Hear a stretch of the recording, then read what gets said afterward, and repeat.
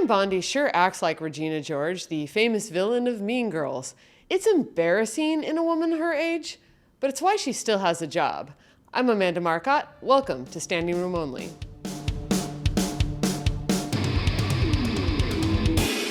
Pam Bondi, who is a complete loser. Get in, loser. We're hiding the Epstein files. Okay. I can't prove that Attorney General Pam Bondi said that, but it sure seemed like she was mimicking Regina George from 2004's Mean Girls during the recent Senate hearing. Her lookalike blonde aides, her ever-present sneer, her tantrums, her nasty insults, her petulant head motions, the pick-me-girl praise for douchey Republican men. She even brought a burn book. Pam's resemblance to the blonde brat from the millennial movie lore isn't just cringe in a woman who is pushing 60. It also solves a mystery that has persisted for months: why Donald Trump keeps Pam Bondi around. She is MAGA's favorite scapegoat for the administration's growing pile of failures. Trump is famously obsessed with how things play out on TV. A stereotypical mean girl is ideal casting to be his enforcer. Here's the background. MAGA influencers really want Trump to fire Pam Bondi. The current DOJ under Pam Bondi is covering up crimes. Very serious crimes by their own description. Everything Bondi has done has been a monumental failure. She botched the Epstein investigation, as well as we all know. She has never missed an opportunity to go on television and dangle sweet nothings that might be coming your way. No, Pam Bondi. No, thank you. Genuinely, why are you in office? We need Pam Bondi tearing down communist networks brick by brick. We don't need Pam Bondi forcing things from Office Depot. You'd think that she told them to stop trying to make fascism happen. It's not going to happen. It isn't going to happen. It is unfortunately going to happen. She just understands that the rule of law is real. It's not as easy to ignore as a rule like on Wednesdays we wear pink. And yes, I'm going to keep stealing lines from Mean Girls. Trump is feeling the pressure. On September 20th, he posted on Truth Social telling Pam she can't delay any longer on going after his enemies. Turns out that post was meant to be a private message.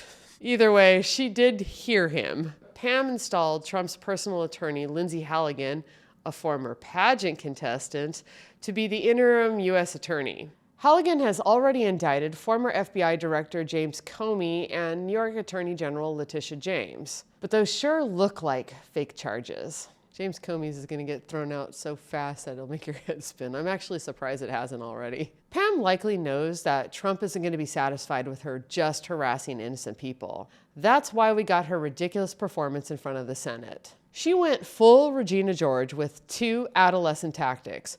First, she threw tantrums.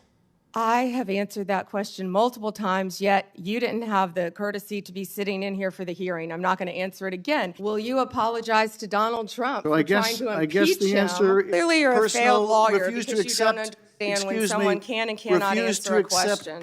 Don't call me a liar. Throw better tantrums, Pam. These are boring. Kick, scream, throw your fists a little. I rewatched Mean Girls for this episode, y'all. Regina George doesn't just backstab and insult. She throws a lot of tantrums because she is a child. Pam is 60 years old. But yes, Pam's big burn book of insults got the most press attention. You were also on video outside the White House protesting with a group called CASA where Antifa members were. Does that mean you're a member of Antifa? You're the one who was taking money from one of Epstein's closest confidants, I believe. If you worked for me, you would have been fired because you were censured by Congress for lying. You sure didn't have order when you stormed Secretary Nome at a press conference in California, did you? I'm not going to be lectured to you about integrity by someone who lied about being in the military just to be elected a senator. Richard Blumenthal is not known as the brightest of people. They're old men who've been in the Senate for a while. They're not used to being yelled at. She feigned outrage when Senator Adam Schiff called out her canned insults. I know you've got plenty of canned attacks. We've heard them all day today. Canned attacks on you? This is supposed No one to needs be, a canned excuse attack me, on you. regular order. But we know that she prepped these attacks. Photographers caught her with a big book of her pre-written insults. No one needs a canned attack on you. She should have been checking them off as she went on, though, because she ended up using one twice. I wish you loved Chicago as much as you hate President Trump. I wish that you loved your state of California as much as you hate President Trump. I wish she'd hired comedy writers as much as she loves President Donald Trump. Did she get Greg Gutfeld as her writer? Pam should know better. She's a former tri-delt from the University of Florida. Someone with that background should be way better at throwing shade. The entire sorority system should just disown her. Pam's tired put-downs were so bad that Amy Poehler made fun of them on Saturday Night Live. Before I don't answer, I'd like to insult you personally. Senator Blumenthal, look at this honky. I do love that, they were like, let's write the worst insults we can think of, just the most unfunny shit. And it's still so much funnier than what Pam came up with. Not that Trump cares. He's always cared more about image than substance. Pam's insults don't have to be good. She just has to have a snooty tone, a sneer, and blonde hair. There is one mean girl skill that Pam's got down cold. Flattering the egos of dim but powerful men.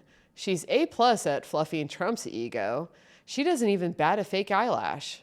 Donald Trump is the greatest peace president of our lifetime, probably in our history. He is the kindest, warmest, toughest, smartest human being I know. None of us can keep up with him. They throw every question in the world at Donald Trump, and look how he answers. He's amazing, and he just keeps going and going and going, and he knows more than all of the media put together. I wish we could have him for 20 years as our president, but I think he's going to be finished probably after this term. Probably. Well, the Constitution, we'd have to look at the Constitution. Your first 100 days has far exceeded that of any other presidency in this country, ever. Ever. Never seen anything like it. Thank you. He's just like, yes, I deserve this. 3 wives in and I've never heard somebody tell me what I needed to hear. It's so gross. It's so gross. You know she wants to ruffle Trump's hair and call him sexy. Her hair looks so sexy, pushback. Katie, will you please tell him his hair looks sexy, pushback? But she can't. It would crack his comb over. MAGA influencers have a lot of power over the Trump White House. Trump is far more interested in pleasing conspiracy theorists and bigots than he is the average American. It's one reason that his approval ratings keep falling. There are many reasons his approval ratings keep falling, including listening to Pam Bondi. So it's noteworthy that he seems so loyal to Pam. After all, a cheap way to excite his base would be to throw her overboard. As a cover-up artist, she can be replaced. There is no end of people who are willing to help Trump hide the Epstein files. But still, he sticks with her. And during this hearing, we got a sense of why. Trump craves that sorority president energy for the task of lying and helping him break the law. MAGA may hate Pam Bondi, but Trump wants his mean girl. Sure, it means debasing herself by acting like an actual child. But for Pam, The limit does not exist. the limit does not exist. The limit does not exist. The limit does not exist. I'd like to welcome Angie Sullivan to Standing Room Only. Angie is the co-host of the Ive Had It podcast and herself a lawyer. Welcome to Standing Room Only, Angie. Thank you. Thank you for having me. I'm so excited to talk about Pam Bondi with you today. Did you watch the hearing? Gross. Just so appalling. Yeah, I mean, so did you watch the hearing? She was insulting people. She was tantruming. She was acting like a child, actually. Yes. But do you think that this particular act worked out for her and what she was trying to accomplish that day? When you think of it in terms of the only person that she cares about is Donald Trump, I think he is so sophomoric and immature that he probably thinks she did a great job. But I think she made an ass of herself. I just feel like Pam Bondi is just, in my opinion, and I'm not a criminal lawyer, I did divorce work, but in my opinion, her crimes add up every single day. And Donald Trump has immunity, and he will throw anybody under the bus for himself at any moment. So if I were her, I would be extremely worried other than he'll probably pardon her because, I mean, it's just corruption on the highest level. You bring up a really good point. Like it's been months and months of Donald Trump, and I think that a lot of people have not had the willingness, in the Democratic Party at least, to point out publicly that everyone who commits crimes for Donald Trump can be prosecuted, even if he can't. But I feel like the tide is turning, that some more people are starting to openly remind people like Pam Bondi and Stephen Miller that just because Donald Trump has immunity doesn't mean that you do. Right. Do you think that this is a good avenue for them to take? Here's the thing. I think Donald Trump, we know he'll pardon people for money, but when you look at who he pardoned Trump 1.0, which wasn't near as corrupt, I mean, I'm sure there was corruption, violation of the Hatch Act, all of those things. But it wasn't on this level. I mean, this is like, you don't even really have to have that much proof other than like videos and his lie social posts. So what I am hoping is, number one, that states, like what's going on in Illinois, that's a state crime. The president cannot pardon you for a state crime. So I'd like to see some of that. But I think the biggest thing we lack in Democratic leadership is they are lying to you. They continue to lie to you. They are not trying, illegal immigration and all that. That's bullshit. It's about power. It's about shutting down the midterms. So I just think every news conference of every day should start with the Trump administration is lying. They're telling you that you can't have health care because of immigrants, but really it's because of billionaires. I will say, like, to anybody that is counting on a pardon from Donald Trump, they must take a good long look at his hands, take a good long look at his cankles, and ask themselves deep down inside, do I think he's going to survive to pardon me? Right. So one of the big things that was going on during the Bondi hearing is that she was being asked repeatedly about the Epstein files.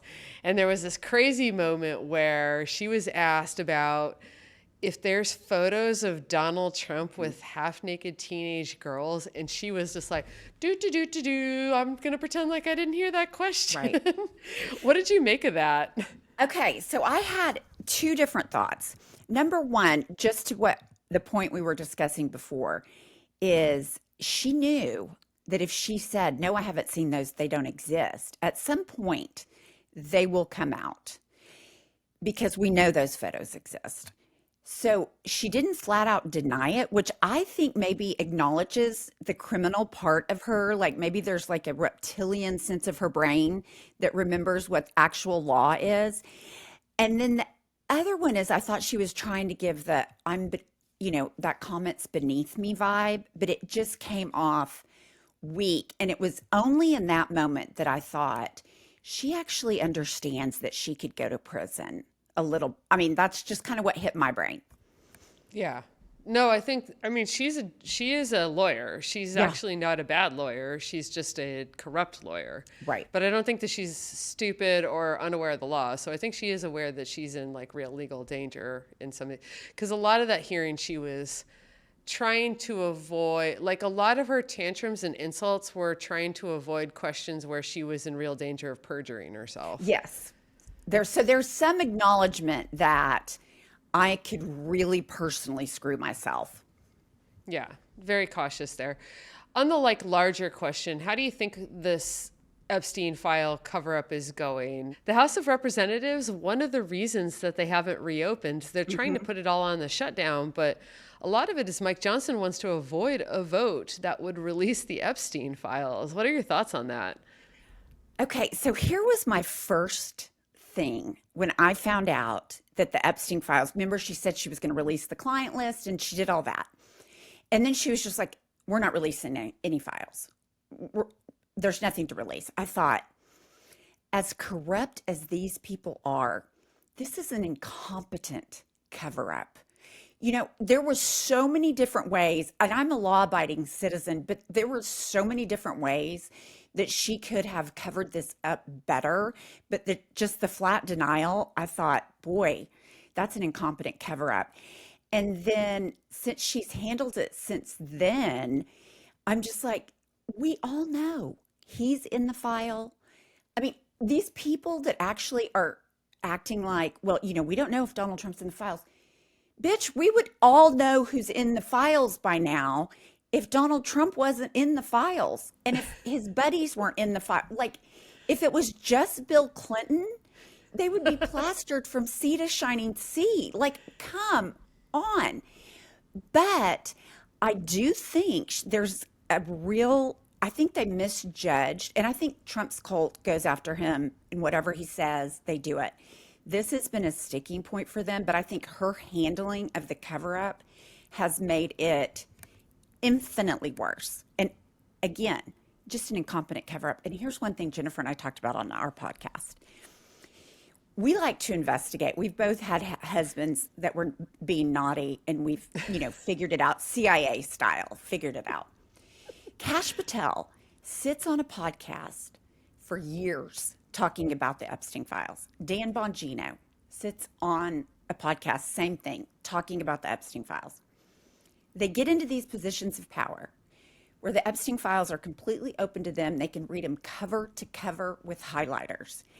And Kash Patel testifies before Congress. Well, I haven't read them all. I'm like, come on. That would have been the first thing you did because you've been obsessed about it for years. The first thing I would have done is sit down with my highlighter with the Epstein files. So their cover-up has been comical to me in so many ways. Yeah, it's this like very strange situation because what's in them is terrible. And yet it's terrible. Yeah, and they're just such a clown show, and that contrast is very surreal. Well, and you know what bothers me the most about it? Obviously the illegality, the sex trafficking, but these women have suffered with this their entire lives. And then to be diminished and have the president of the United States call it a hoax, I would have to think that would be re-triggering. I think they have been so brave. And, when you look at his administration from the whole, you've got Pam Bondi and Kristi Noem in positions of power. But then you hear, well, Stephen Miller's really doing it. And then you see Pam Bondi's performance and you see Kristi Noem's performance. You know that they are just kissing ass. That's it for themselves. And I just think, what kind of message is this administration sending women and children who are the victims of sexual abuse, emotional abuse, physical abuse? I mean, it makes me physically ill when I think about the way these victims have been treated and the larger message it sends to victims. Yeah, I mean, it's not a surprise from Donald Trump, No. Mr. Grab 'em by the P word, that he wants to send a strong message that victims need to shut up. Oh, yeah. So changing the subject a little bit, a big part of the Pam Bondi hearing was discussion about the ICE raids and her general corruption at DOJ, like her selective prosecutions and whatnot. And I think that Trump is betting that the American people don't care about this issue. But what do you think? Do you think Americans care about these issues? I do think they care more than he thinks. I think that you have a certain amount of MAGA that they're all for it. They like to see the videos of people being arrested. But when you start showing kids being ripped away from their mothers, when you hear about autistic boys that have been taken into custody, their parents don't know where they are for a week, at some point that permeates parents. And so I think that just the optics of that are really, really bad. And I'm not a James Comey fan at all. I will say I am a huge Tish James fan. But as an attorney, I have respect for the law and the legal system and the judicial process. And to see what a Justice Department run by a Pam Bondi who doesn't care about the rule of law or the Constitution, it's such an undermining of the rule of law. And I do think people are taking notice of that because he put it in their minds. Biden is weaponizing the Justice Department. Well, everything with him is projection. So it's like he wanted to get in there and do that. And while some people are like, yeah, rah, rah, you have other people that say, okay, if at some point there's a Democratic president and a Democratic DOJ, they could come after me. And so where I think like Trump and his people think they're never leaving office, I do think on some level, the American public expects at some point there's going to be another Democratic president, and we don't want to set this precedent. So I don't know. I'm hopeful. Every time I get hopeful though, I've completely given up on karma, because I was like, if karma was real, Donald Trump would be in jail, period. Oh, yeah. So I've given up on karma, but I'm just like, is the only accountability he can't escape death? Or is he going to be held accountable for any of this in my lifetime? And I don't know. Yeah. A depressing topic. So I wanted to end with mic drop, which is a little bit more fun. Okay. So our mic drop question is, Amy Poehler and Tina Fey killed it on Saturday Night Live playing Pam Bondi and Christina. So who do you want to see SNL do next? Like, what Trump administration official, and who would you like to see play them? Oh, that's a great question. Yeah, I thought they did a great job with that. Although I felt like the real life behavior was almost worse than the actual parody of it. It really was. Obviously, Stephen Miller is on the top of he is depraved and evil list. Danny DeVito to play him. Especially after AOC's comments that he's 4'10", Danny DeVito to play Stephen Miller. Yep. And Danny DeVito would actually just be like, yeah, I'm 4'10", what of it? Right. So he would make it a bit. Absolutely. So yeah, we need more parody. Yeah, my deep cut is that I want Howard Lutnick. He's not really super famous to most people, but he is such a clown. He would be so easy to make fun of. That's the Commerce Secretary. And he would be, I think Martin Short would nail that guy. That's a great one, because he is. These ass kissers, I'm like, where did these alpha men crawl out from that they're willing to debase themselves and humiliate themselves every day for this man? It's so gross. Howard Lutnick. Okay, and I know we're running out of time, but how about his big reveal on the Epstein files? Like, I was just like, what? Yeah, tell people what he did. Okay, so he was in an interview, Howard Lutnick, who kisses Trump's rear end all day, every day, saying, oh yeah, Jeffrey Epstein was my neighbor. I knew he had cameras rigged up to record all that. He was blackmailing people. He was the biggest blackmailer of all time. He asked me if I wanted a massage, and he said it's the fun kind of massage. So I didn't ever go back over there, because I knew after one visit that it was like creepy and weird. And I'm just like, at first, do you know, Amanda, I thought that was AI, because I was like, he would not, knowing all of the stuff surrounding the Epstein files and Trump, he would not go on and say it. And it was real. But again, that's how incompetent these people are.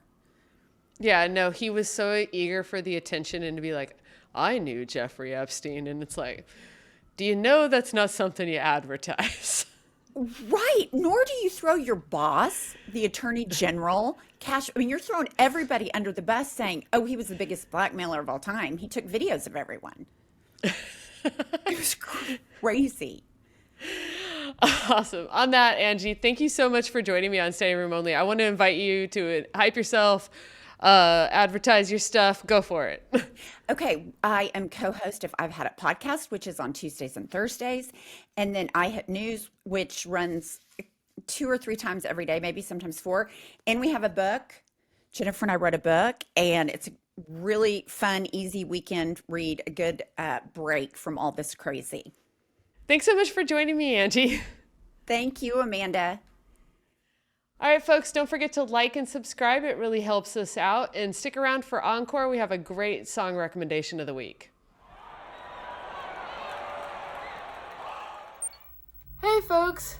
Coming to you from Latchkey. That's my partner's record store in Philadelphia. Got a new hair color. And we're going out to see this artist named Nilüfer Yanya. My partner, Mark, is a big fan of hers. But the actual song recommendation of the week is this record that I spotted on the shelf. It's Bratmobile's Ladies, Women, and Girls. This is a classic of Riot Grrrl. This is a 90s record. I saw this band in the early 2000s the first time, and then I recently saw them at Punk Rock Bowling. They were as great as ever. A little older, they brought their kids on stage, but I think a lot of people, when they think of Riot Grrrl, they think of Bikini Kill, who had much more of a hardcore punk sound. These folks have a pop punk sound. And so the song recommendation is Gimme Brains. It is really one of the most classic Bratmobile songs. And even though they have a very different sound than Bikini Kill, they're like fun and poppy and dancey and goofy. Whereas Bikini Kill, I think, was sort of angry and loud and aggressive. They still mind very similar themes as Bikini Kill did. You know, feminism, being a young woman in the 90s, trying to deal with sexism, particularly in the punk rock scene. This was the era when they would yell, "Girls to the front" at shows, and that was to fight back against the fact that at punk shows back then, guys would dominate, they would get in the pit, they would throw people around. It could be really hard for a lot of female-bodied people to hang tough. So they would have only women come to the front and men would get mad, but the idea was actually creating a friendlier, more equitable space. They don't do that anymore for a number of reasons. First of all, it's now considered transphobic and unfair to our non-binary friends. But also, frankly, like, punk shows are just not as aggressive as they used to be. It's hard to explain how it was in the 90s. You could really get the shit kicked out of you at them. Anyway, Bratmobile, they're a great time. If you get a chance to see them play live, I would recommend it. And the song recommendation is Gimme Brains. If you want more Standing Room Only episodes, please hit the subscribe button on YouTube. Standing Room Only started as a newsletter, and it's free to read. Click the link to subscribe. I love tips. These political battles are playing out in our local communities, your family, your school, your neighborhood. If you have a story, go ahead and drop me a line, leave it in comments, and don't forget to subscribe.